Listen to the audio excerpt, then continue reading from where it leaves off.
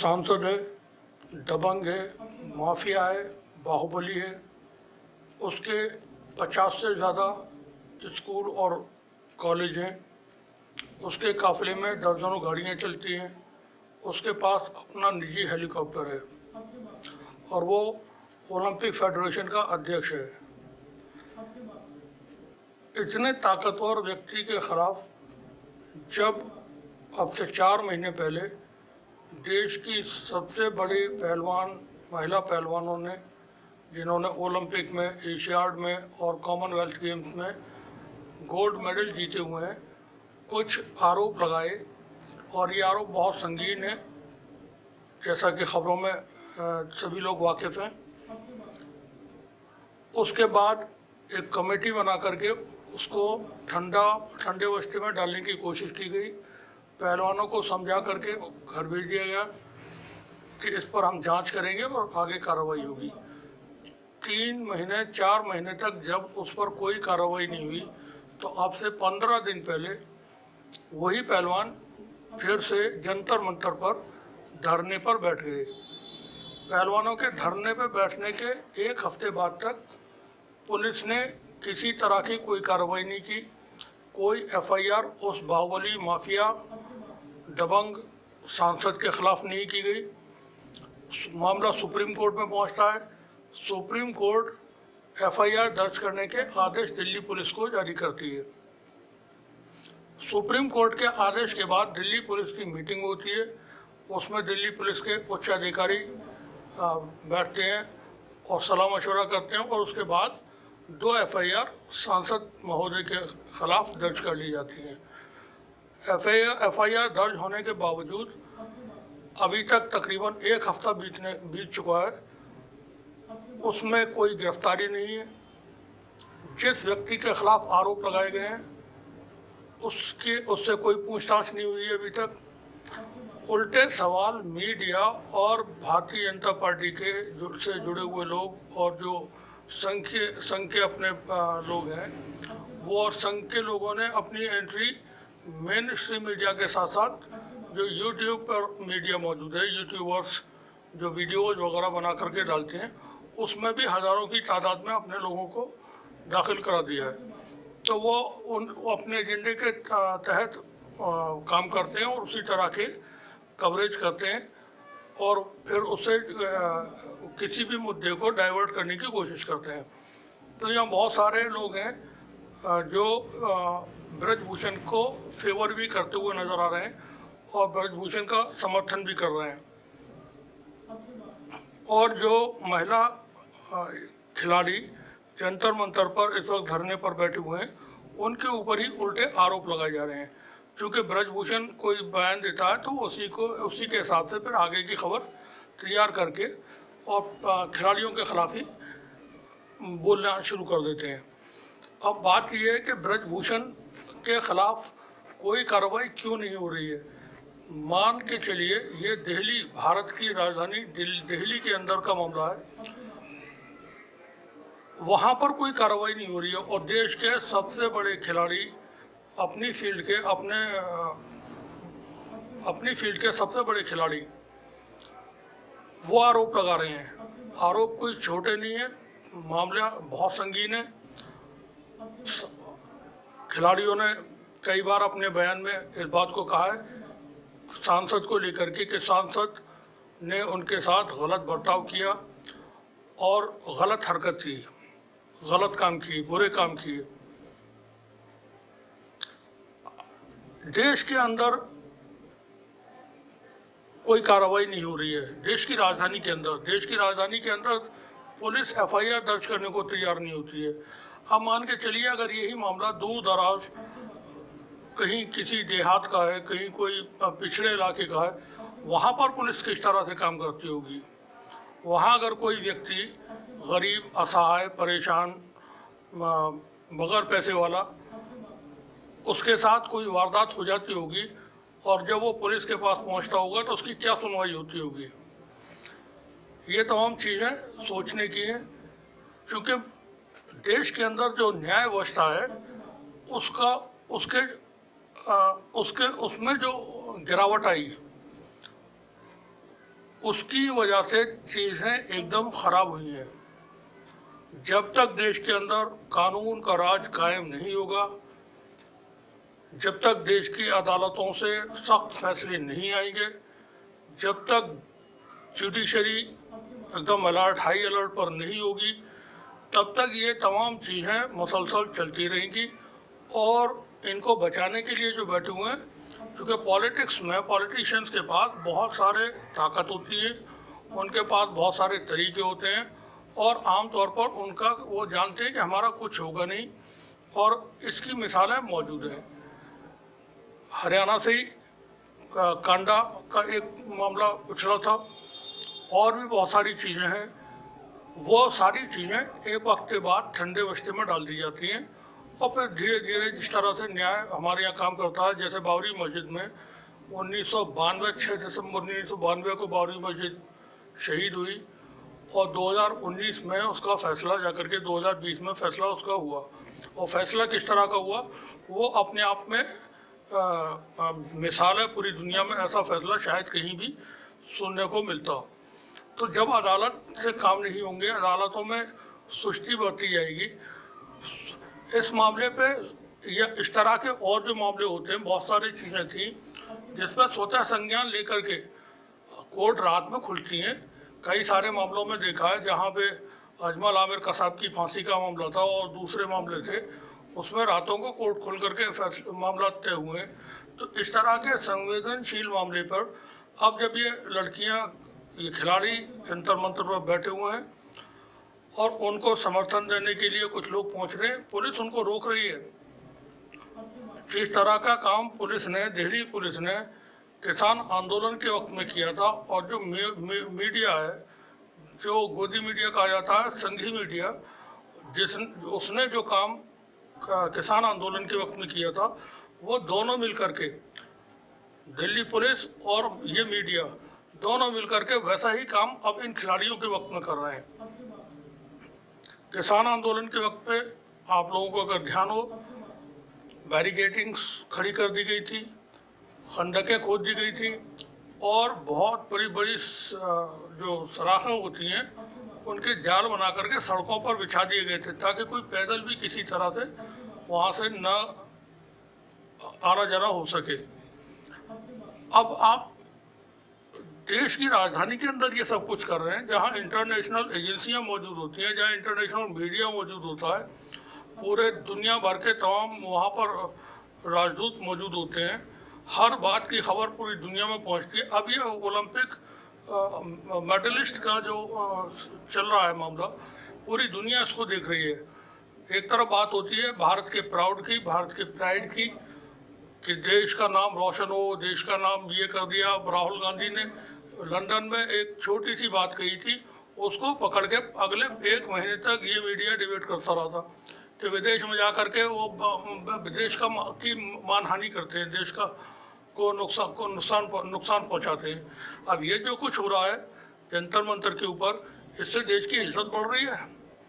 दुनिया का कौन सा ऐसा मीडिया है, अमेरिकी मीडिया हो, जर्मन का मीडिया हो, फ्रांस का है, रशिया का है, ऑस्ट्रेलिया का है, न्यूजीलैंड का है, अरब के हैं, अल जजीरा वगैरह, कौन सा ऐसा मीडिया जो इस खबर को नहीं दिखा रहा है?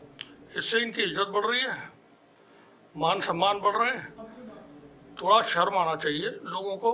अच्छा, अब ब्रजभूषण जो है वो कानून से भी ऊपर है, वो संविधान से भी ऊपर है, वो सरकार से भी ऊपर है। ब्रजभूषण ने एक बयान दिया था कि अगर मैं मुंह खोलूँगा तो सुनामी आ जाएगी। तो कौन सी ऐसी बातें हैं, कौन से ऐसे राज हैं जो ब्रजभूषण के सीने में दफन है, और वो उनकी वजह से सरकार को भी दबाए हुए है। अभी तक केंद्र की सरकार की तरफ से जो सरकार बेटी बचाओ की बात करती थी, वो वैसे तो बोलते नहीं है, चाहे वो बिल्किस बानो का मामला हो, कठुआ का मामला हो, हाथरस का मामला हो, उन्नाव का मामला हो, प्रधानमंत्री कभी नहीं बोलते, बिल्कुल खामोश हो जाते हैं। जब भी कोई सेंसिटिव मामला होता है, चीन की घुसपैठ होती है, वो खामोश हो जाते हैं, और कोई मामला होता है वो खामोश हो जाते हैं। कर्नाटक के चुनाव में आप देखिए किस तरह से वो भाषणबाजी कर रहे हैं। यहाँ तक आरोप लगा दिए कि कांग्रेस कर्नाटक को तोड़ने की वकालत कर रही है। एक उनकी मंत्री बोलती हैं कि मैंने प्रियंका गांधी को अमेठी में नमाज पढ़ते हुए, सड़क पे नमाज पढ़ते हुए देखा था। ना कहीं की बात कहीं भी बात बजरंग दल पे पाबंदी की थी, PFI पे पाबंदी की थी, उन्होंने बजरंगबली से उसको जोड़ दिया। तब कोई तुक नहीं है किसी बात की। जहाँ पर बोलना चाहिए सरकार को, जहाँ एक्शन में दिखना चाहिए, वहाँ वो बिल्कुल साइलेंट मोड पर हो जाते हैं।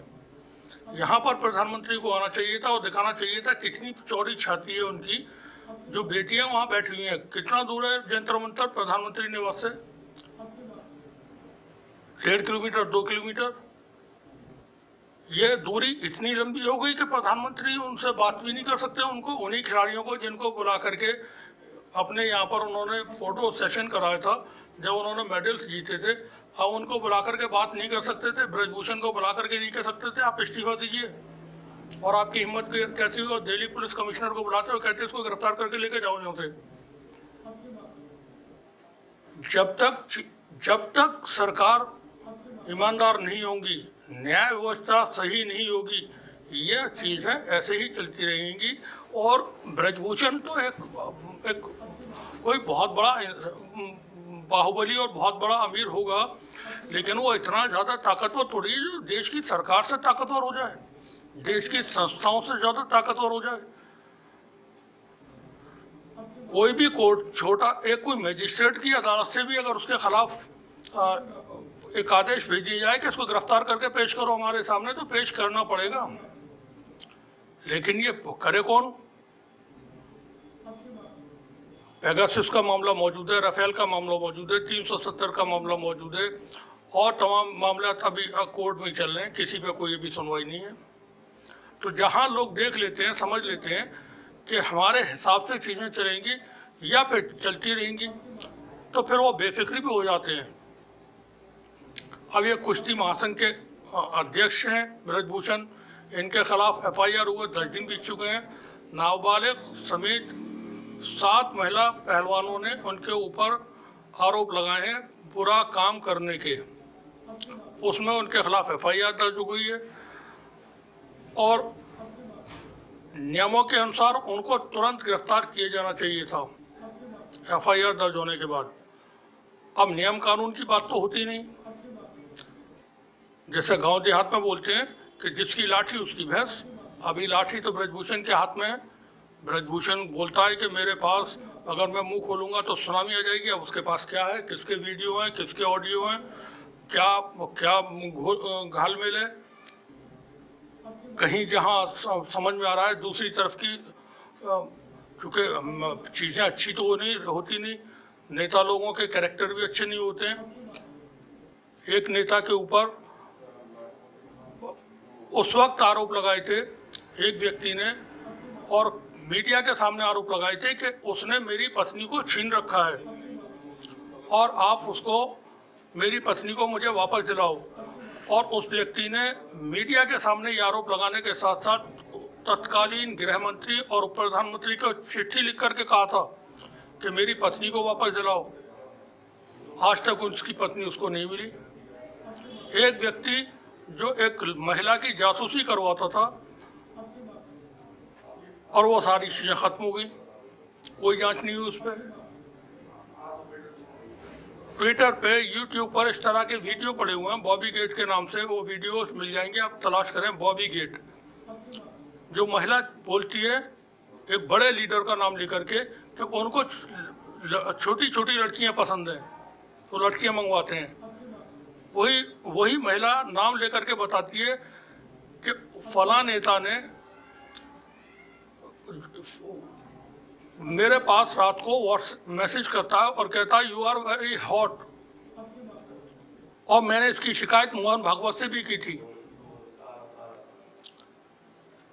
अगर यही मामला जो ब्रजभूषण का है विपक्ष के किसी नेता के साथ हुआ होता या ये कोई मुस्लिम कम्युनिटी से होता, आसमान हिला दिया जाता, जमीन हिला दी जाती, बुलडोजर से उसके घर और उसके आड़ोस पड़ोस के घरों को भी तबाह कर दिया गया होता। लेकिन ब्रजभूषण के खिलाफ कोई कार्रवाई होगी अभी तक तो हुई नहीं है, तो आगे होगी नहीं होगी कोई पता नहीं।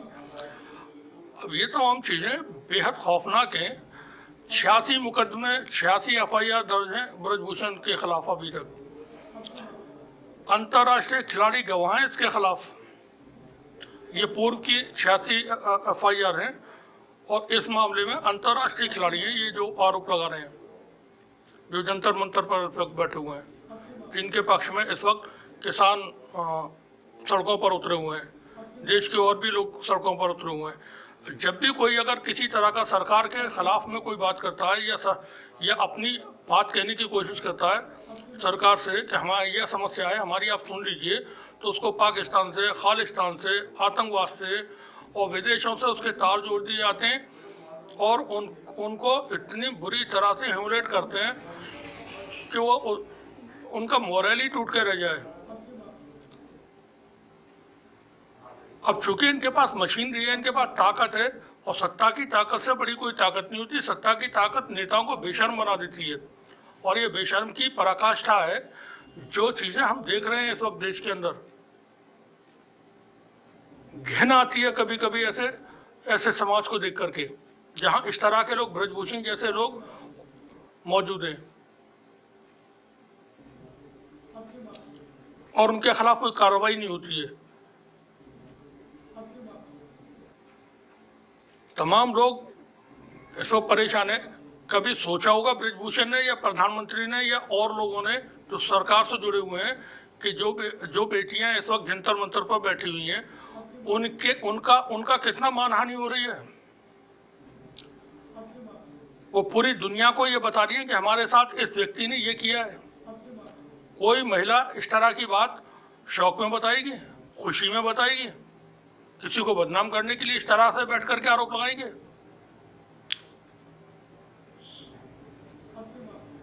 सोचना चाहिए सरकारों को, और जो ताकतवर लोग बैठे हुए उन लोगों को, पुलिस को भी देखना चाहिए। उनके भी घर में बच्चे हैं, उनकी भी बेटियां हैं।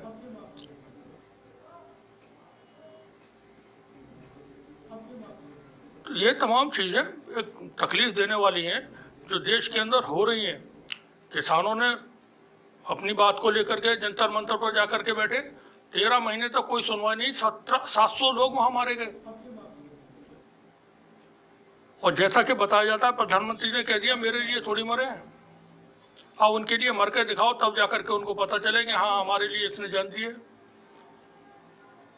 तो कोई मीनार वो बनवा करके रखे जहां आदमी चढ़े और वहां से जाकर के छलांग लगाए कि देखें प्रधानमंत्री जी यहाँ से कूद रहा हूँ मैं आपके लिए और अपनी जान देने जा रहा हूँ आपके लिए, मेरा नाम आप अपने खास लोगों में लिख करके रखना अपनी डायरी में।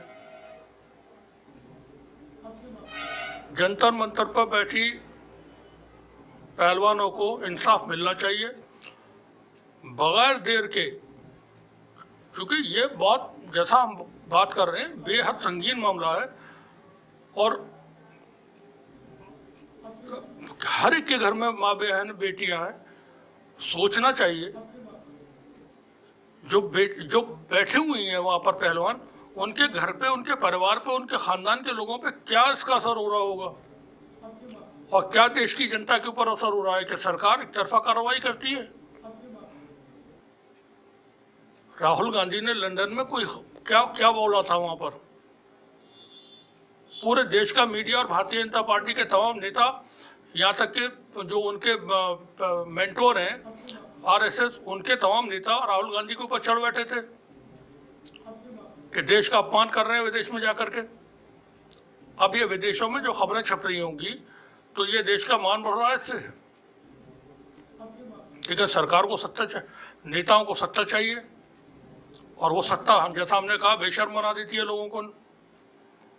तो ये बेशर्मी के अपने जो चोगे पहने हुए हैं, लिबादे पहने हुए हैं, इनको उतारो और अपने चेहरे आईने के साथ सामने खड़े होकर के देखें कि वो कितने खौफनाक हैं। लोग उकता गए हैं, तंग आ चुके हैं, ऊब चुके हैं। ऐसे नेताओं की लोग शक्लें देखना पसंद नहीं कर रहे, उनकी आवाज़ें सुनना पसंद नहीं कर रहे।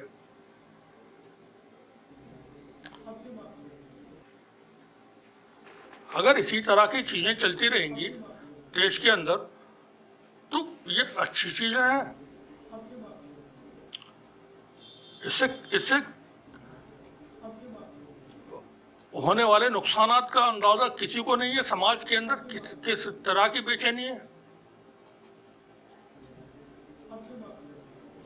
हमारे इस वीडियो के साथ चूँकि आज थोड़ा सा ये इमोशनल और दूसरी तरह का रिपोर्टिंग के बजाय एक शिकायती वीडियो बन गया है। कुछ हम यहाँ पर जो बड़े लोग हैं जैसे सत्यपाल मलिक हैं, राकेश टिकैत हैं और जो लीडर्स हैं उनके जो बयान है वो भी आपको सुनाएंगे इसके बाद में। और ब्रजभूषण क्या कहता उसकी भी सुनिए, क्योंकि ब्रजभूषण अब उसके लिए कोई रेस्पेक्ट नहीं बची है। अब ब्रजभूषण जी भी कहना उसके लिए अच्छा नहीं है। अब तो सीधे सीधे ब्रजभूषण ही ठीक है। और वो जैसा कि खबरों में है कि वो सब बहुत माफिया है, दबंग है, तो वो बिल्कुल ठीक है। उसकी आप बॉडी लैंग्वेज देखिए, जिसको को बात कर रहा होता है गर्दन टेढ़ी करके और एकदम बिल्कुल आंखें वाँखें चढ़ा करके और नथने फुला करके और चांटी बीच करके। को भले लोग इस तरह की बातें करते हैं, इस तरह से बोलते हैं। कोई भी शरीफ आदमी, उसका तो लहजा, उसकी शक्ल सूरत, उसकी बातचीत का तरीका, वो सारी चीज़ें उसको बयान कर देता है। उंगली उठा करके बात करना, धमकाना, अपने स्टेज पर मार पिटाई करना, ये तमाम पब्लिक के सामने। आप इसकी वीडियो देखें और वो एंकर को भी उंगली उठा करके धमकाने के तरीके से बात कर रहा होता है। पॉलिटिक्स में इस तरह के लोगों की ज़रूरत नहीं है बिल्कुल भी। और भारत को तो ऐसे लोगों की कभी ज़रूरत नहीं है। इन लोगों का, ऐसे लोगों का राजनीति से अंत होना चाहिए पूरी तरह से। अगर देश को खुशहाल बनाना है और देश को ले जाना है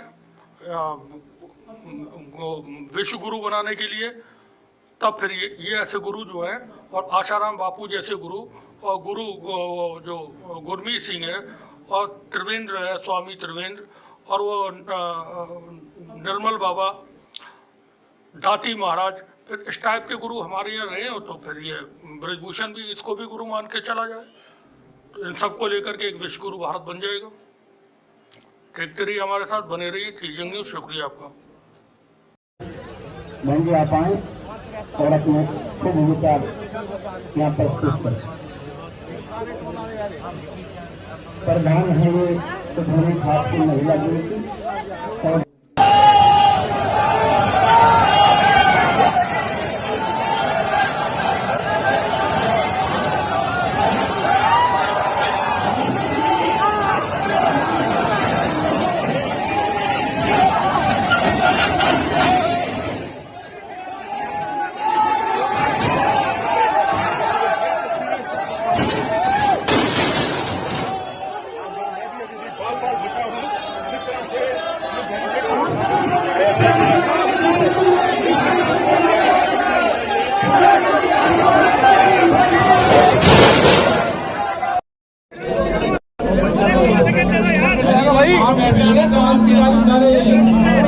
भारत माता की, भारत माता की।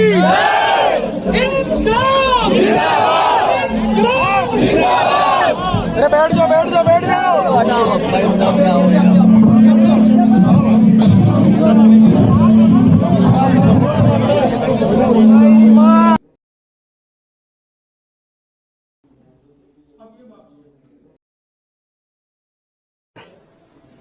जितने आप कह सकते हैं जैसे टुकड़े टुकड़े गैंग, या जो ताकतें शाहीन बाग में सक्रिय थी, जो ताकतें किसान आंदोलन में सक्रिय थी, जो हमेशा समय समय पर मोदी जी पर हमला किया करते हैं, पार्टी पर हमला किया करते हैं, आज वही सारी ताकतें दिखाई पड़ रही हैं। और मैं शुरू से इस बात को लेकर के चल रहा था कि मेरा इस्तीफा इनका मकसद नहीं है, मैं तो एक बहाना हूं, इनका निशाना और कोई है, पार्टी है। क्या ये दूसरा शाहीन बाग बनाने की कोशिश तो नहीं? अब जब इनकी डिमांड पर एफआईआर दर्ज हो गई, उसके बाद भी ये घर नहीं जा रहे हैं और सारे राजनीतिक दलों को आमंत्रित कर रहे हैं।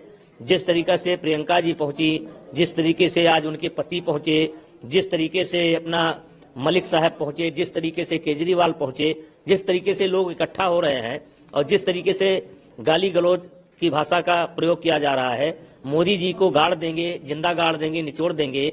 योगी जी के बारे में एक जो स्वयं अपराधी है, सजा याफ्ता है, बिहार का गुंडा है, वो खुद आकर के जो है योगी जी का मजाक उड़ा रहा है, हंस रहा है। तो इससे क्या आप मतलब निकालते हैं? खिलाड़ियों का आंदोलन है? ये खिलाड़ियों का आंदोलन नहीं है। किसका आंदोलन है? अब आप पता लगा। जैसे आपने पतंजलि के प्रोडक्ट पर सवाल खड़ा किया, उसके बाद से ये स्थिति बनी है, फिर 4 महीने के बाद एफआईआर की स्थिति बनी। क्या लगता है इसके पीछे है कौन? इसके पीछे उद्योगपति हैं और ये उद्योगपति मुझे हर प्रकार से नुकसान पहुंचाना चाहते हैं, पानी की तरह पैसा बहा रहे हैं और ये खिलाड़ी भी पेड हैं। और मैं समझता हूं कि जब उद्योगपति मेरे खिलाफ सैकड़ों करोड़ रुपया खर्च कर सकते हैं, तो जहां 5-5 लाख में 10-10 लाख में लोग मर्डर करने के लिए घूमते हैं, तो मेरी जान माल का खतरा तो वही है। ये अगर इसमें हार जाएंगे तो जान माल को नुकसान पहुंचाएंगे, क्योंकि इन्होंने तो तय कर रखा है कि विभूषण सिंह को जीने नहीं देना है, इन्होंने तय कर रखा है।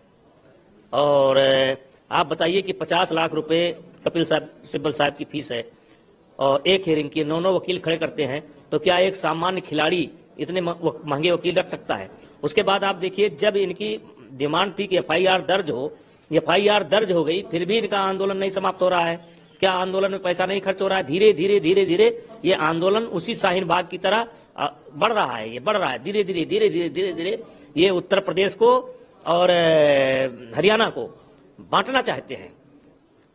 और मैं आपके माध्यम से अपील करना चाहता हूं कि उत्तर प्रदेश के अंदर यादव परिवार के खिलाड़ी ज्यादा हैं, जाट परिवार के खिलाड़ी ज्यादा हैं और हरियाणा के अंदर 90% जाट खिलाड़ी हैं।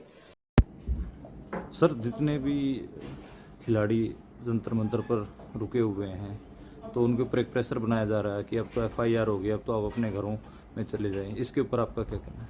एफआईआर कोई चीज़ नहीं होती, वो तो कोई भी लिखा सकता है, लेकिन एफआईआर नहीं लिखी जा रही थी। इससे साबित हो रहा है कि कौन फोर्सेज हैं जिनसे पहलवानों की लड़ाई है। तो जब तक उस आदमी को पद से नहीं हटा, चूँकि वो अभी इनका नुकसान कर सकता है, पद से नहीं हटाया जाता और गिरफ्तारी नहीं होती, तब तक इनको अपना रिकन्सिडर नहीं करना चाहिए। और हम सब इनके साथ हैं, देश इनके साथ है।